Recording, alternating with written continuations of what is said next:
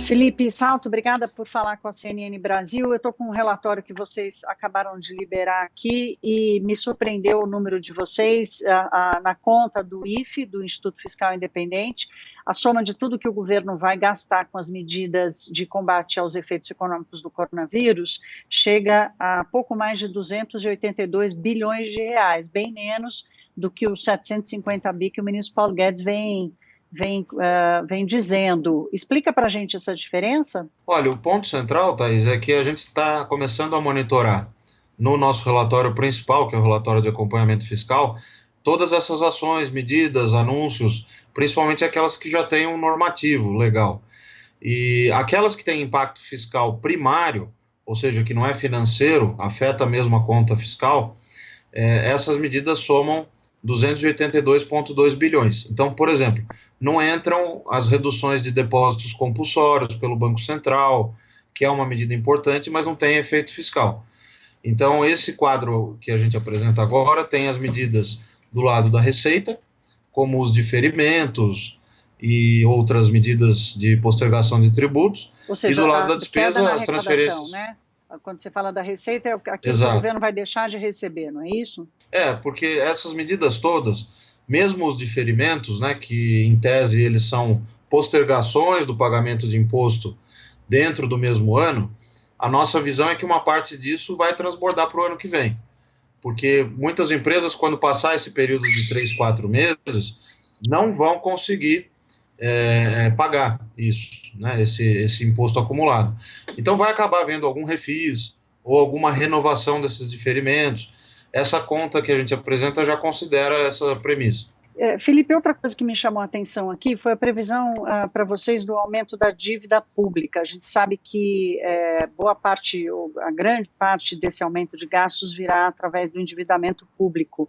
E na visão de vocês, isso vai bater lá em 100% do PIB daqui a 10 anos. Isso é uma bomba relógio para o Brasil? Olha, não dá para dizer que não é um quadro preocupante, né? Principalmente quando a gente sai de um cenário em novembro do ano passado, que era de estabilização da dívida, num nível alto, mais de 80% do PIB, mas já em 2024.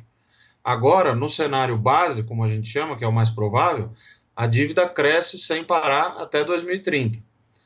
Pela trajetória que a gente projeta, como o resultado primário vai melhorar no cenário base, tem também um pouco de crescimento econômico, isso faz com que provavelmente ali 2 ou 3 anos após 2030 já ocorra essa estabilização da relação dívida-PIB.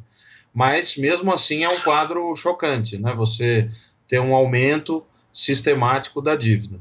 Bom, não é uma bomba relógio, até porque é uma pandemia, a gente sabe que o governo vai ter que assumir parte desse risco.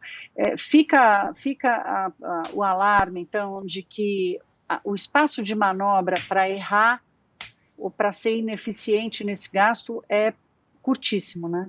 É isso mesmo, Thais. Na verdade, todo mundo sabe, e nós na Instituição Fiscal Independente pusemos isso no relatório, a ação do Estado é importante agora, ele é o único ente que tem capacidade para fazer dívida, para injetar recursos, mas isso tem que ser feito de maneira eficiente. O nosso principal alerta é quanto a essas medidas transbordarem para os próximos anos.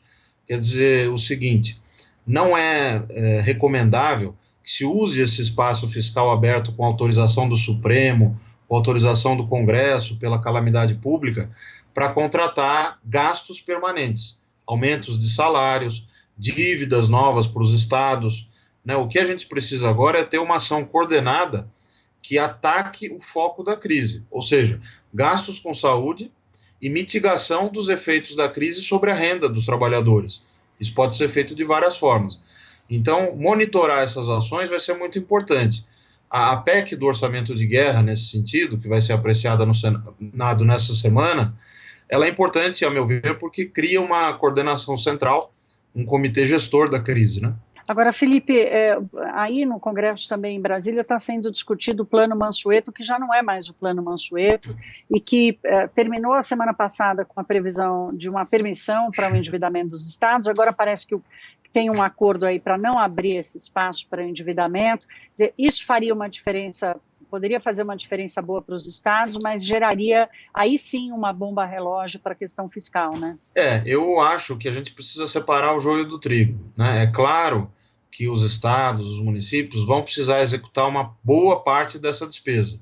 Agora, eles não têm receita, porque a receita está caindo, o varejo está despencando, ICMS vai ser uma queda brutal, né? ISS é a mesma coisa, que é o imposto municipal. Então, quem tem capacidade para tomar dívida é a União. Então, não adianta a gente querer resolver o problema, curar o paciente com um remédio errado. Permitir que ele tome dívida nova é vender uma ilusão, porque lá na frente tem um encontro marcado com um passivo fiscal que vai ser muito difícil de equacionar. Qual que é a solução? É a União concentrar o financiamento, dívida pública da União, transferir os recursos para estados e municípios. Aí tem uma parte no texto que trata disso, mas a parte de dívida nova é muito preocupante. É o tipo de gasto de espaço fiscal aberto que não deveria ser feito nesse momento. O ministro Paulo Guedes tem tentado definir ali um gasto máximo para essa transferência, porque, segundo ele, se não tiver um limite para essa transferência de reposição das receitas, os estados vão achar que não precisam mais gerir a sua arrecadação.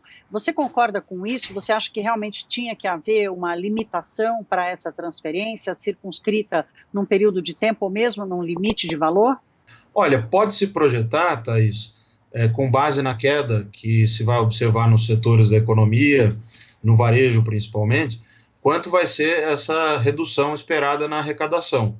E a partir daí você pode colocar uma margem de 20%, 25% a mais e fixar um teto.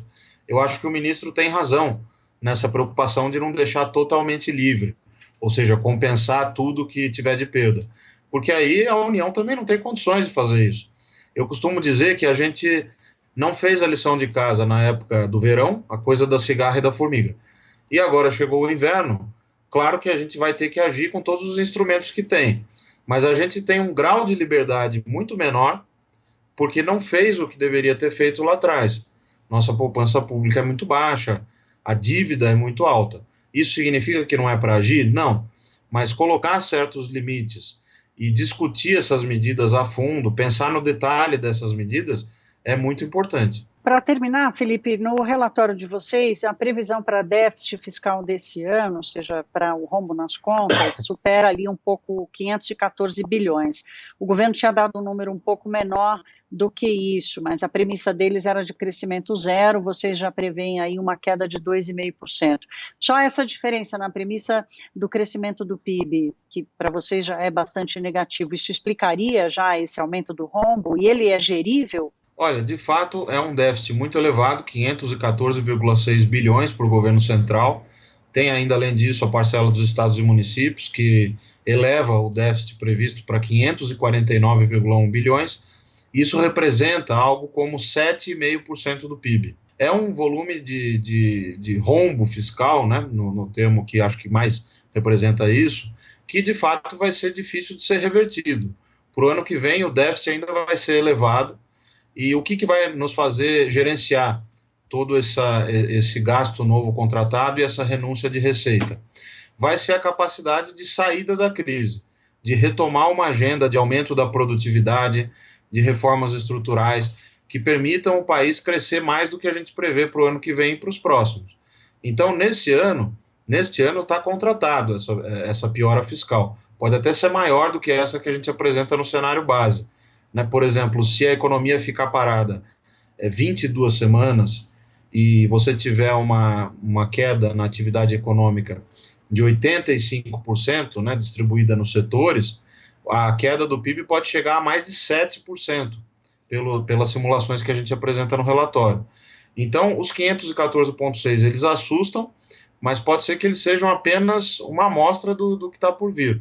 O essencial é que toda essa expansão fiscal seja feita, né, de maneira eficiente, com gastos voltados para combate à crise para valer.